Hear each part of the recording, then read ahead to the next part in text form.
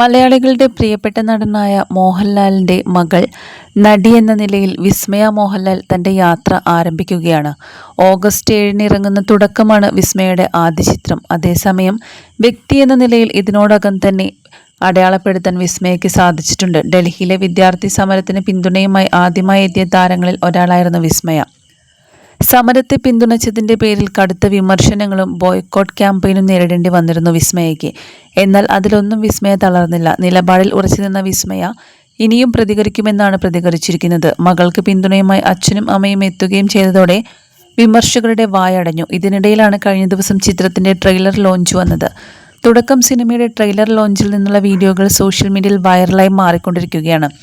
ഈ വീഡിയോകൾക്ക് താഴെ വിസ്മയക്കെതിരെ കടുത്ത സൈബർ ആക്രമണവുമായി എത്തുകയാണ് ഒരു കൂട്ടർ. ബോഡി ഷെയ്മിംഗ് കമന്റുകളുമായി താരപുത്രിയെ കടന്നാക്രമിക്കുകയാണ് വിമർശകർ. അഭിനയിക്കാനുള്ള ആഗ്രഹം തനിക്ക് എന്നും ഉണ്ടായിരുന്നു. എന്നാൽ ശരീരഭാഷയെക്കുറിച്ചും മലയാളം ശരിയായി അറിയാത്തതുമൂലം ആശങ്കയുണ്ടായിരുന്നുവെന്ന് വിസ്മയ മോഹൻലാൽ പറഞ്ഞിരുന്നു. വിസ്മയയുടെ ആ ആശങ്കകൾ ശരിവെക്കുന്നതാണ് കമന്റുകൾ.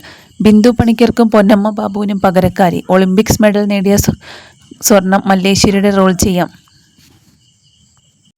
ഒളിമ്പിക്സ് മെഡൽ നേടിയ കർണം മല്ലേശ്വരിയുടെ റോൾ ചെയ്യാം. ആദ്യത്തെയും അവസാനത്തെയും പടം. നല്ല കലയുള്ള എത്രയോ കുട്ടികൾ കേരളത്തിലുണ്ട്. ഇത്രയും തടി കൂടുതലുള്ള മോഹൻലാലിൻ്റെ മകൾ സിനിമയിൽ വിജയിക്കാൻ സാധ്യതയില്ല. ഒഞ്ഞു പോയടി. നല്ല മിടുക്കി സുന്ദരി പിള്ളേർ ഇഷ്ടം പോലെ കേരളത്തിലുണ്ട്. നല്ല കഴിവുള്ളവർ. നീ നിന്റെ അച്ഛൻ്റെ പേരിൽ ഞെളിയുന്നു, അത്ര തന്നെ എന്നിങ്ങനെയാണ് ചില കമൻസുകൾ.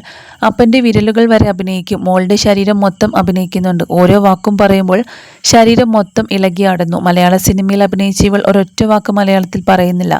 എന്തു പറ്റി? സ്പ്രിങ് വിഴിഞ്ഞോ? എന്തോ ഒരു സ്പെല്ലിംഗ് മിസ്റ്റേക്ക് തോന്നുന്നുണ്ടോ? ഇവൾക്ക് ഏതോ ഒരു ഞരമ്പ് രോഗമുണ്ട്. അതായി കാണിക്കുന്നത്. എത്രയും പെട്ടെന്ന് ഞരമ്പ് രോഗത്തിന് ചികിത്സ തേടുക. എന്തോ ഒരു കിളി പോയ പോലെയുണ്ട്. കിലുക്കത്തിലെ രേവതി കഥാപാത്രം. ഇവളെന്താ ഗുസ്തി ടീമിലുള്ളവളാണോ? ഇവളൊക്കെ എങ്ങനെ നായികമാരാകുന്നു? എവിടെയോ എന്തോ തകരാറുള്ളതുപോലെ. അതേ ഉള്ളൂ കുഴപ്പം. ഒരണ കുറവുള്ളതുപോലെ. ഗുസ്തി കഴിഞ്ഞ് വരികയാണോ എന്നൊക്കെയാണ് ഒരുപാട് പേർ കമൻസുകൾ അറിയിച്ചിരിക്കുന്നത്. വളരെ മോശമായിട്ടുള്ള കമൻസുകളാണ് ഈ ഒരു വീഡിയോകൾക്കെല്ലാം താഴെ വന്നിരിക്കുന്നത്. എന്നാൽ അതേസമയം വിസ്മയെ ചേർത്ത് പിടിക്കുകയും പ്രതിരോധിക്കുകയും ചെയ്തുകൊണ്ടും നിരവധി പേർ മുന്നോട്ട് വരുന്നുണ്ട്.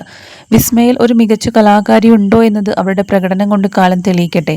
അതേസമയം വിസ്മയിൽ ജനാധിപത്യ ബോധ്യമുള്ള ഒരു നല്ല മനുഷ്യനുണ്ട് എന്നത് അവരുടെ ചില പ്രസ്താവനകളിൽ നിന്ന് ബോധ്യമായതാണ്. രാഷ്ട്രീയം, ഭരണകൂടം, സ്വാതന്ത്ര്യം എന്നിവയെപ്പറ്റിയെല്ലാം വ്യക്തമായ രാഷ്ട്രീയ കാഴ്ചപ്പാടുണ്ട് വിസ്മയയ്ക്ക്.